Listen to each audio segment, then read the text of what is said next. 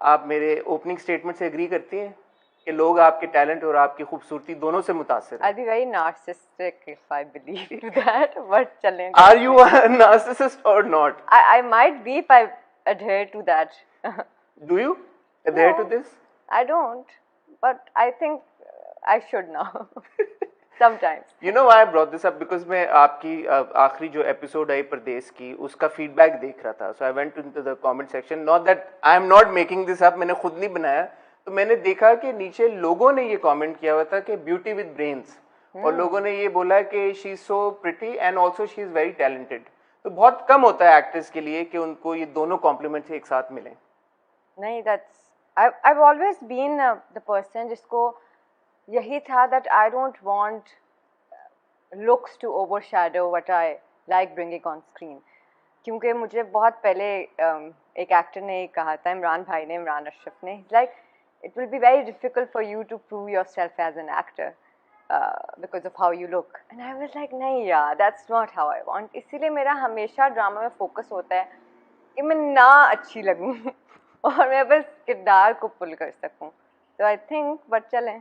आपके किरदारों के ऊपर कैसा फीडबैक आ रहा है आपको अपनी परफॉर्मेंसेस के ऊपर? अच्छा, तो मैं कोशिश करती थी कि जब भी मुझे स्क्रिप्ट आए तो मैं बड़ा डिफरेंट कैरेक्टर करूं अपने प्रीवियस जो भी मैंने एक किरदार को किया हो. लेकिन ऐसा होता है कि कुछ सिमिलैरिटीज़ आ जाती हैं हर कैरेक्टर में, तो मुझे हमेशा होता था मैं कैसे उसको डिफ्रेंशिएट करूं, बिकॉज टू बी ऑनेस्ट अभी तक मुझे मेरा मेथड नहीं पता चला. तो आई थिंक जब मैं सेट पे जाती हूँ और वो पूरा एक ऑरा बनता है तो वो कुछ निकल के आता है जो ऑडियंस को इतना अच्छा लगता है. And I am grateful for the production team and also the director to always help me pull that. But the reviews and everything have been overwhelming. मतलब जब आप कर रहे होते हैं तब आपको होता है अच्छा चलो मैंने कर ली है, बट जब रिव्यूज़ आते हैं और जब फीडबैक आता है तो आई थिंक क्रिटिसिज्म भी मिला आपको? मैं ढूंढा, मुझे तो नहीं मिला. आई थिंक वो थोड़ा बहुत तो होता है. जैसे अगर आप जैसे शुरू में मैं बहुत कमेंट्स पढ़ती थी, बहुत ज़्यादा, तो मुझे नहीं मिलता था, और एक अगर मिल जाता था तो मैं बड़ी सैड हो जाती थी 3-4 दिनों के लिए. और फिर मेरी छोटी बहन जो कि मुझसे कोई 8 साल छोटी है, उसने मुझे कहा Bijan, if you are just going to keep reading comments and everything then either ways you're going to be very obsessed about yourself because you're just being praised, or either आप वो एक कमेंट देख के इतनी डिसहार्ट हो जाएंगी that you won't be able to focus on what you have.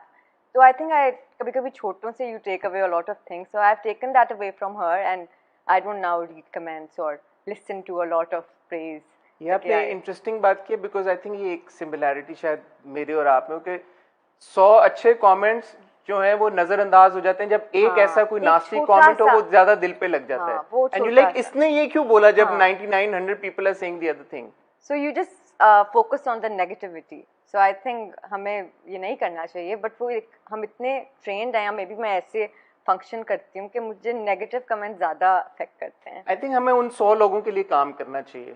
उन जो एक ना खुश है वो ना खुश है, कोई ना कोई होगा. There will be somebody who is very depressed with their life and they're gonna say something harsh about you. True. अच्छा, मुझे बट ये बताएं, बड़ी इंटरेस्टिंग बात आपके बारे में ये है कि आपने लॉ पढ़ा हुआ है और आपने इंटर्नशिप्स भी की हुई हैं लीगल ऑफिसेज में, लीगल फर्म्स में आपने प्रॉपर काम किया है, और फिर आपने जंप मार दिया एक्टिंग में. ये बड़ी एक इंटरेस्टिंग सी बात है, इसका बैकग्राउंड थोड़ा समझाएं हमें. तो बेसिकली मैंने जंप लॉ में मारा था.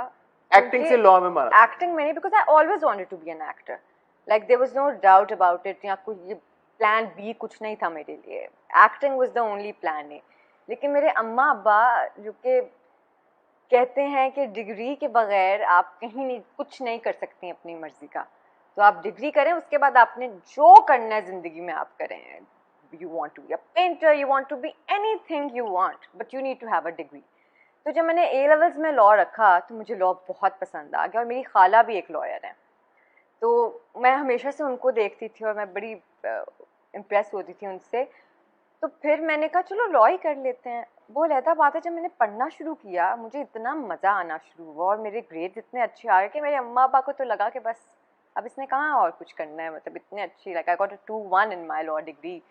And then I was working with Asma Jahangir at that time and also other good firms. तो उनको लगा अब ये नहीं करेगी ये, but then after my graduation I flew back when I came to Lahore. उसी दिन I told अम्मा अब्बा भाई मुझे एक्टर बनना है, और फिर वो 2 महीने कोई टेबल कॉन्फ्रेंस हुई कि क्यों क्या क्यों और फिर I kept telling them नहीं, this is my calling, I'm not happy doing what I am doing, you guys are seeing results, लेकिन मैं खुश नहीं हूँ. तो फिर they very understanding, they like अच्छा चलो जाओ. वो भी फिर 1 साल they were very reserve because I am from Lahore और मैं कराची, आपको रहना पड़ता है ज़्यादा काम के लिए. फिर उन्होंने अपने रिसोर्सेज छोड़े मेरे आसपास रहने के लिए. So I think that's how. Your father himself was a director at PTV, Yeah, right? Baba had a production house Achha. named at Digital Media. Digital Media? Digital Media. Digital? Yeah, mostly they made like sitcoms, like very known sitcoms and all for बताए PTV. ना कोई नाम. I think there was one Double Savari and something like Achha, this. achha, Yeah, achha. yeah, yeah. So Baba was from media for a very long time, as long as I know. He left media about like 10, 12 years ago. And ये क्यों uncle ने एकदम decision लिया? अच्छा, because उस time पे बड़ा एक शिफ्ट आया था लाहौर से कराची. जी जी जी जी. So Baba was like, I'm not leaving Lahore. He's like, I'd rather do something else. तो वो हमें ये देते हैं, लेकिन हमें ये लगता है कि they didn't want their kids to be part of the industry. Which is happening anyway now. Which is happening anyway now. But just me, I think none of my siblings are interested to be in this industry.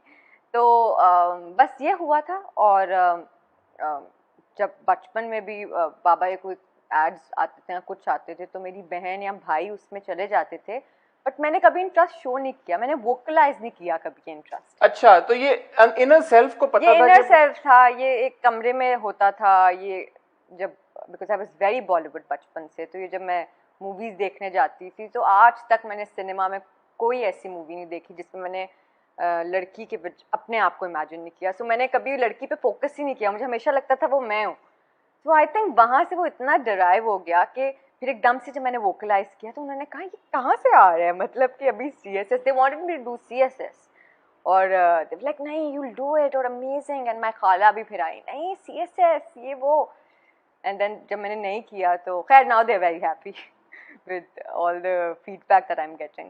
Growing up, who was your inspiration? अगर बॉलीवुड आपको पसंद था? Oh, so many, everybody, like from Sridevi to Madhuri, everybody, Kareena, everybody, like there was not even one. अब जाके मुझे ज़्यादा मेरा रुझान एक्टर्स की तरफ हुआ है बॉलीवुड में rather than just somebody who's presentable.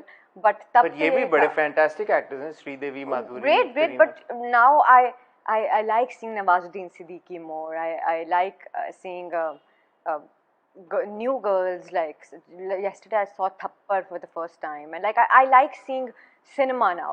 Basic cinema. पहले तो मुझे ये होता था ना singing and dancing. This is what I want to do.